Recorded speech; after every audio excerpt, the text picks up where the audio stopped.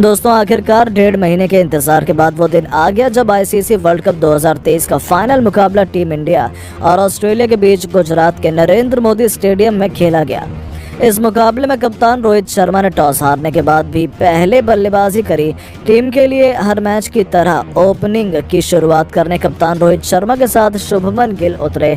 रोहित शर्मा सूझबूझ कर बल्लेबाजी कर रहे थे। उन्होंने दूसरा ओवर फेंकने आए जोश हैजलवुड की दूसरी गेंद पर खतरनाक अंदाज में आगे बढ़कर कवर ड्राइव लगा दिया। इसके बाद उन्होंने अगली ही गेंद पर एक और चौका जड़ दिया। रोहित शर्मा बेहद आक्रामक अंदाज में नजर आ रहे थे।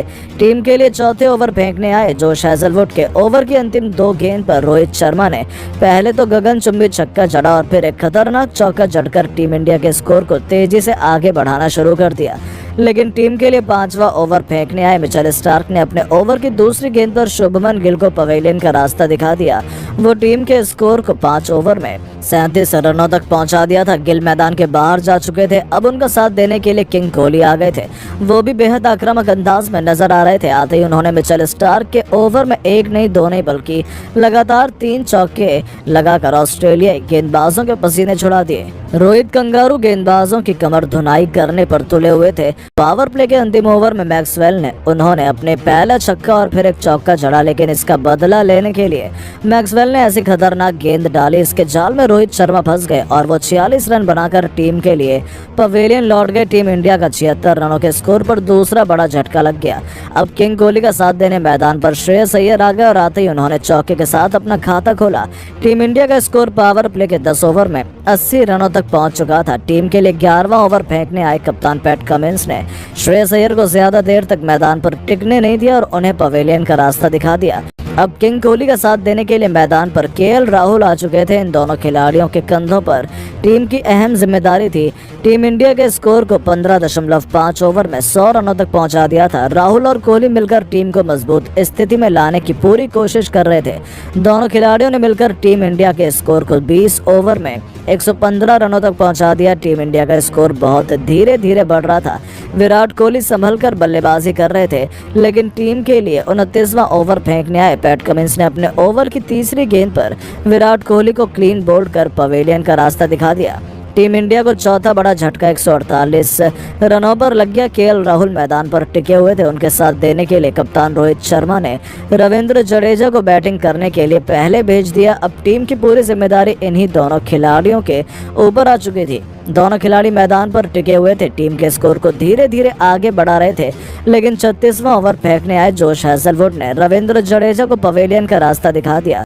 टीम इंडिया बहुत मुश्किल घड़ी में आ चुकी थी, मगर केएल राहुल मैदान पर टिके हुए थे। उनका साथ देने के लिए अब सूर्य कुमार यादव आ गए और इन दोनों बल्लेबाजों ने मिलकर टीम की पारी को धीरे धीरे संभाला। 41 ओवर में टीम इंडिया का स्कोर 200 रन के पार पहुंचा, लेकिन 42 ओवर में केएल राहुल भी स्टार्क की गेंद पर अपना विकेट गंवाकर पवेलियन लौट गए और टीम इंडिया को 203 रनों के स्कोर पर छठा झटका लग गया। इसके बाद मोहम्मद शमी और जसप्रीत बुमराह भी ज्यादा देर तक मैदान पर टिक नहीं सके। अंत में टीम इंडिया को मोहम्मद सिराज और कुलदीप यादव ने मिलकर 240 रनों तक पहुंचा दिया और पूरी टीम 50 ओवर में 10 विकेट अपना गंवा बैठी। ऑस्ट्रेलिया की टीम इस पारी की शुरुआत करने मैदान पर उतरी। भारतीय गेंदबाज भी हौसले से बुलंद थे। डेविड वार्नर और ट्रेविस हेड मैदान पर अलग अंदाज में नजर आ रहे थे। दोनों बल्लेबाजों ने मिलकर बुमराह के ओवर में 15 रन बटोर लिए। रोहित शर्मा ने एक बार फिर से अधिक भरोसा जताकर गेंद मोहम्मद शमी के हाथों में थमा दी और मोहम्मद शमी ने खतरनाक गेंदबाजी का नजारा दिखाते हुए अपने दूसरी गेंद पर डेविड वार्नर को पवेलियन का रास्ता दिखा दिया और विराट कोहली ने शानदार कैच लपका। ट्रेविस हेड का साथ देने के लिए मैदान पर मिचेल मार्श आ चुके थे। इन दोनों बल्लेबाजों को विकेट गिरने का कोई फर्क नहीं पड़ रहा था। बेहद आक्रामक अंदाज में बल्लेबाजी कर रहे थे। अपनी टीम के स्कोर को तेजी से आगे बढ़ा रहे थे, लेकिन इस परिस्थिति में जसप्रीत बुमराह को गेंदबाजी करना बड़े अच्छे से आती है और उन्होंने टीम के लिए 5वां ओवर फेंकने आए और दूसरी गेंद पर उन्होंने मिचेल मार्श को पवेलियन का रास्ता दिखा दिया। भारतीय टीम को दूसरा विकेट दिलवा दिया। अब मैदान पर बल्लेबाजी करने स्टीव स्मिथ आ चुके थे और अपनी टीम के स्कोर को 5 ओवर में 41 रनों तक पहुंचा दिया था, लेकिन एक बार फिर जसप्रीत बुमराह ने अपनी खतरनाक गेंदबाजी का नजारा दिखाते हुए छठे ओवर की अंतिम गेंद पर स्मिथ को पवेलियन का रास्ता दिखा दिया। ऑस्ट्रेलिया का 45 रनों के स्कोर पर 3 विकेट गिर गए। भारतीय खेमे में जश्न का माहौल छा गया। स्टेडियम में बैठे दर्शक भी खुशी से झूमने लगे। इसके बाद मैदान पर हेड का साथ देने के लिए मार्नस लबुशेन आ चुके थे।